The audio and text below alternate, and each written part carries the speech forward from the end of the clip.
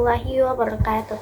Halo semuanya, perkenalkan saya Mutiara Putri dengan NPM Dodo 1305324 dari kelas 6H. Pada kesempatan kali ini saya akan menjelaskan mengenai 8 keterampilan mengajar yang harus dimiliki oleh seorang pendidik. Ada apa saja sih 8 keterampilan mengajar itu? Oke, mari kita bahas satu persatu.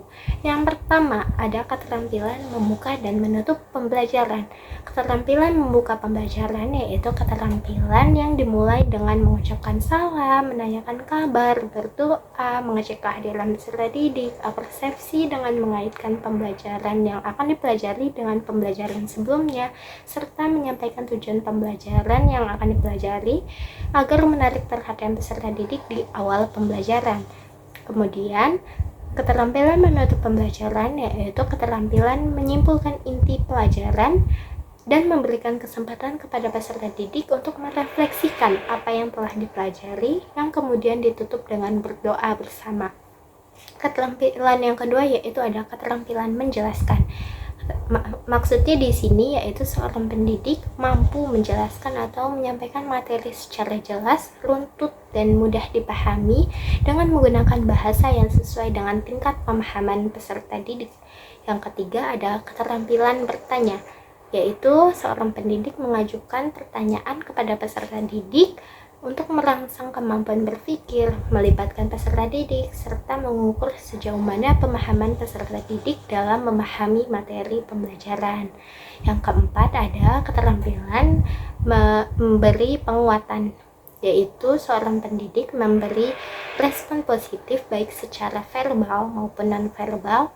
Contohnya seperti seorang peserta didik yang berani menjawab pertanyaan pendidik atau berani menjawab ke depan kelas itu diberi apresiasi berupa ucapan kata-kata positif seperti bagus sekali, kamu sudah menjawab dengan tepat, dan lain sebagainya. Kalau non-verbalnya bisa dengan acungan jempol, senyuman, tepuk tangan, tepuk apresiasi, dan lain sebagainya.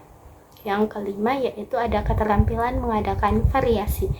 Keterampilan mengadakan variasi yaitu seorang pendidik itu bisa menggunakan berbagai metode, media, teknik atau strategi pembelajaran ataupun gaya mengajar yang berbeda agar peserta didik itu tidak bosan dan tetap termotivasi selama proses pembelajaran. Contohnya yaitu seperti menggunakan ice breaking, games, ataupun seorang pendidik itu bisa menggunakan kapan kata-kata nada tinggi dan nada rendah. Selanjutnya yang keenam yaitu ada keterampilan mengelola kelas. Keterampilan ini yaitu pendidik dapat mengelola kelas atau mengkondisikan kelas dengan kondusif untuk belajar, termasuk gangguan peserta didik yang mengobrol, berisik, dan lain sebagainya, ataupun ada yang berantem. Nah, itu pendidik tuh harus bisa mengelola kelas agar kelas itu tetap kondusif untuk belajar. Yang ketujuh ada keterampilan membimbing diskusi kecil dan perorangan. Maksudnya di sini yaitu pendidik memfasilitasi diskusi peserta didik untuk diskusi secara aktif, terarah, dan produktif. Tujuannya agar peserta didik dapat mengembangkan kemampuan berpikir kritis serta dapat menghargai perbedaan pendapat dengan teman-temannya. Yang kedelapan yaitu ada keterampilan mengajar kelompok kecil dan perorangan. Nah, keterampilan ini yaitu seorang pendidik membimbing peserta didik secara individual maupun kelompok sesuai dengan kebutuhan peserta didik, terutama kepada peserta didik yang mengalami kesulitan belajar. Itulah tadi 8 keterampilan mengajar yang harus dimiliki oleh seorang pendidik. Demikian yang dapat saya jelaskan. Berikut merupakan video implementasi dari 8 keterampilan mengajar yang telah dijelaskan sebelumnya. Selamat menyaksikan. Assalamualaikum warahmatullahi wabarakatuh. Waalaikumsalam warahmatullahi wabarakatuh. Selamat pagi anak-anak. Pagi, Bu.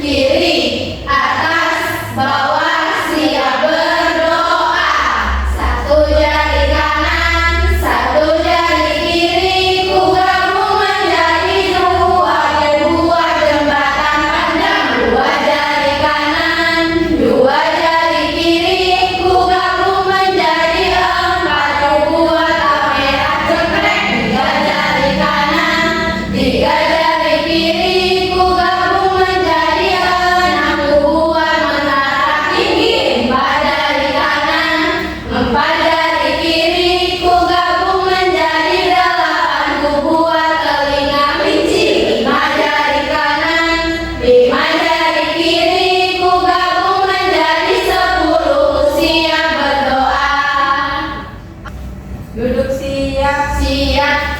Marilah teman-teman, sebelum kita belajar, kita berdoa. Berdoa mulai. Berdoa selesai. Beri salam. Assalamualaikum warahmatullahi wabarakatuh. Waalaikumsalam warahmatullahi wabarakatuh. Sebelumnya Ibu cek dulu hadiahnya ya. Masuk semua atau tidak?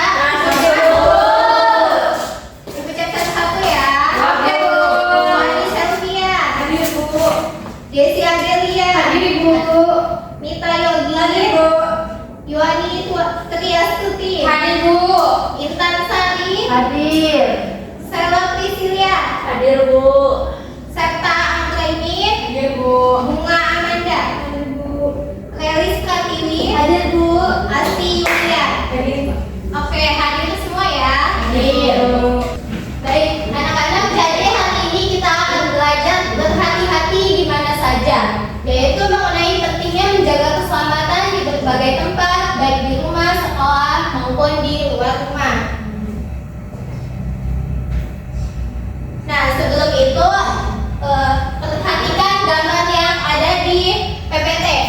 Apa yang sedang dilakukan oleh kedua anak tersebut? Menyeberang. Oke, menyeberang jalan. Disebut apakah garis yang ada di jalan? Zebra cross, Bu. Oke, zebra cross. Pernahkah kalian menyeberangi jalan? Pernah? Oke. Selanjutnya ada aturan menyeberang jalan. Yang pertama ada tengok kanan, lalu tengok kiri. Yang kedua, gunakan zebra cross jika tersedia. Yang ketiga, perhatikan lampu lalu lintas dan menyeberanglah bersama-sama. Nah, tanda-tanda di jalan raya itu ada tanda larangan yang ini. Tandanya stop, yaitu perbuatan yang dilarang pengguna jalan. Kemudian ada lampu lalu lintas untuk orang menyeberang jalan, ya itu yang pertama ada lampu merah untuk berhenti dan lampu hijau boleh jalan. Kemudian garis-garis ini disebut zebra cross atau area penyeberangan bagi pejalan kaki. Untuk lebih memahami mengenai hati-hati dalam menyeberang, kalian bisa melihat video yang ada di dalam PPT.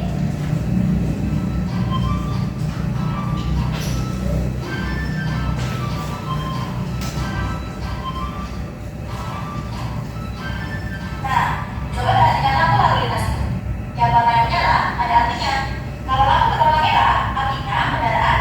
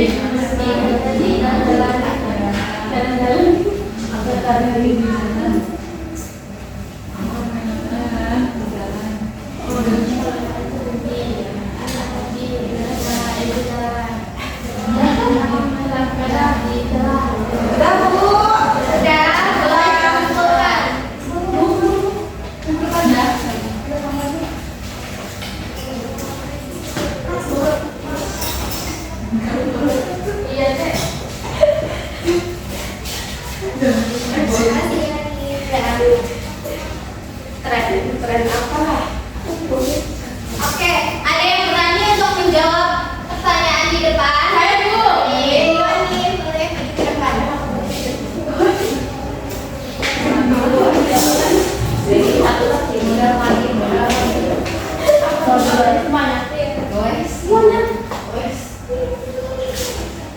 Oke teman-teman, di sini saya akan menpresentasikan menjawab aja yang saya kerjakan bersama kelompok saya. Nah di sini kalian tahu nanti kalau SMA memang adalah itu berhenti ya teman-teman. Kalau kuning itu hati-hati, kalau hijau itu jalan. Jadi kalau berhijau jangan jalan kalian. Ya kamu kayak gitu kan? Enggak dong. Di mana kamu melihat lampu lalu lintas di jalan? Apa tujuan adanya lampu lalu lintas untuk mengatur jalan?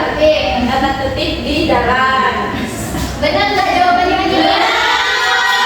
Kasih tepuk mau? Kasih B, kasih O, kasih B.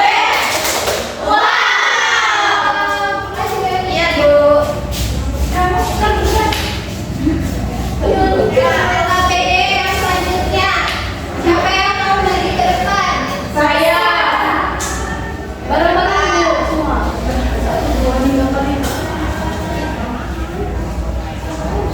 Relis Bu, relis. Lelis ke depan.